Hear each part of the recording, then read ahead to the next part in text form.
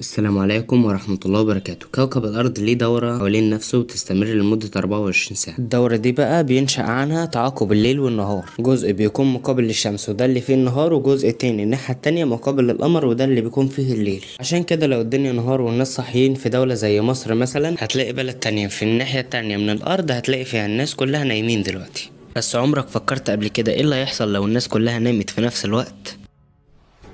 الإنسان جواه ساعة دقيقة جدا اسمها الساعة البيولوجية. الساعة دي بيأثر فيها جين اسمه PER1. الجين ده بيفضل يتكون ويتراكم جوه جسم الإنسان على مدار 12 ساعة، وبعد ال 12 ساعة بيفضل يتكسر ويقل لغاية ما يختفي تماما. في الوقت اللي الجين ده بيتراكم جوه الجسم بيكون في كامل نشاط، ولما بيبدأ يقل بيبدأ يحصل خمول للجسم والجسم يستعد للنوم.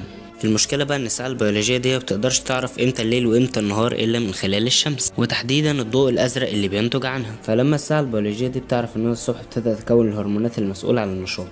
ايه بقى المشكلة في كده؟ المشكلة اننا لما نخلي كل الناس تنام في نفس الوقت، في ناس هتبقى نومها دايما بالنهار، في ناس مش هتتعرض للشمس ابدا، وده هينتج عنه ان هم يحسوا طول الليل بالخمول. ده لان الجسم مش واخد اشارات ان احنا الصبح. ده مش بس هيكسر بروتين PER، ده كمان هيأثر على الهرمونات زي الميلاتونين وده المسؤول عن النعاس، والسيروتونين وده المسؤول عن تعديل المزاج وتحسين الادراك والتعلم والذاكرة. وعلشان كده الناس اللي دوريات شغلهم بتكون بالليل وفيها سفر كتير ولخبطة في النوم، غالبا بيحصل عندهم خلل في افراز الهرمونات. ده غير ان بتبقى كفاءتهم في العمل اقل، ومتوسط عمرهم بيبقى اقل من الناس اللي نومهم منتظم وطبيعي. ده غير ان كتير منهم بيصاب بامراض مناعيه لان مناعتهم بتكون ضعيفه، خصوصا لو مش بياخدوا نسبه كافيه من الفيتامينات من الشمس زي فيتامين دي.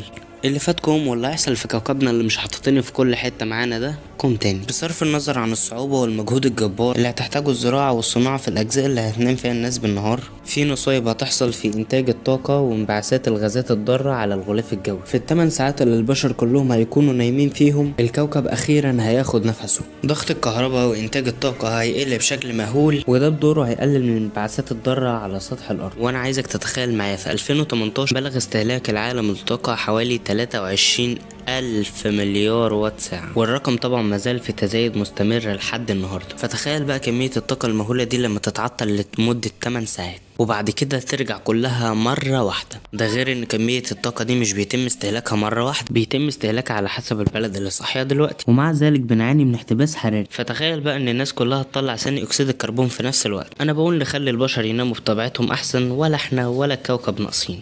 بس كده، ما تنسوش تشتركوا في القناة قبل ما تخرجوا من الفيديو بقى.